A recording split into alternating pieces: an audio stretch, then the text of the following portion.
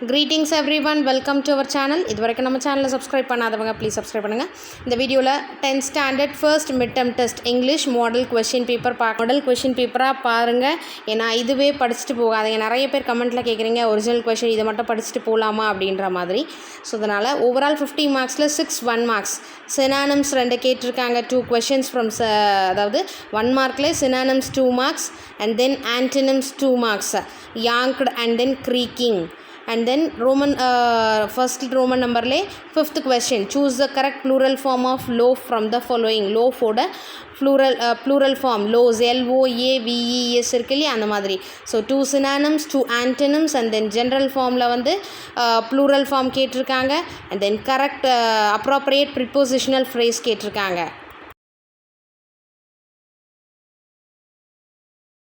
Then part 1 section 1 2 more questions. How was the young seagull's first attempt to fly? Why did Herman and the author slam the doors?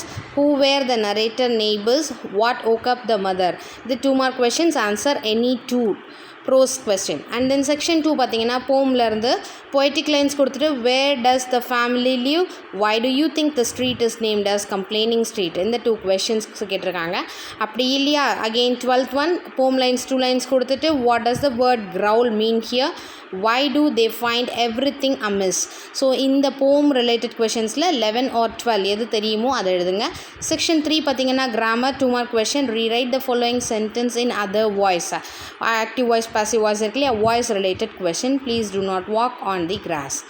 Part 3 section 1ல பார்த்தீங்கன்னா paragraph question, answer any one of the following in a paragraph. Describe the struggles underwent by the young seagull to overcome its fear of flying.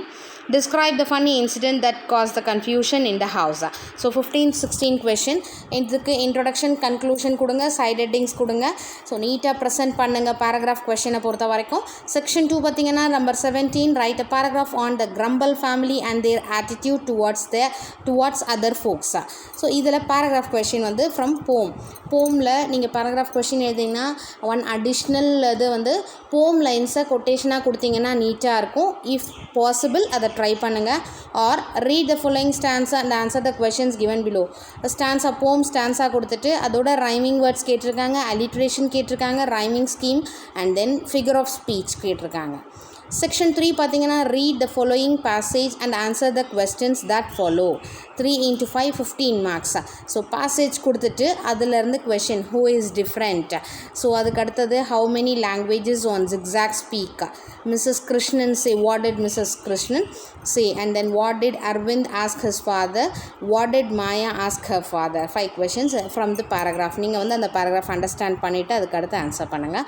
Number 20 பார்த்தீங்கன்னா prepare an attractive advertisement using hints given below. Hints home appliances already நம்ம இது இம்பார்ட்டண்ட்டில் mark பண்ணியிருக்கோம். So important question video பார்த்தவங்களுக்கு தெரியும். And then 21st பார்த்தீங்கன்னா educational development day was organised. So இது கொடுத்துருக்காங்க. அடுத்து பார்ட் 4ல் பார்த்தீங்கன்னா quote from the memory poem. So in the dim past அதிலேருந்து ஹில் ஆர் டவுன் வரைக்கும் நம்மக்கிட்ட கேட்டிருக்காங்க. அதாவது அத்தனை லைன்ஸ் மட்டும் நம்ம எழுதினா போதும். 5 மார்க்ஸ் இதுக்கு. ஸோ போம் பொறுத்த வரைக்கும் நம்ம மெமரி போமில் அந்த பங்க்சுவேஷன்லாம் கரெக்டாக இருக்கணும். அண்ட் தென் ஆத்தர் நேம் இருக்கணும், மேலே போமோட ஹெட்டிங் எழுதுங்க. 22nd பார்த்தீங்கன்னா write a paragraph about words by developing the following hints.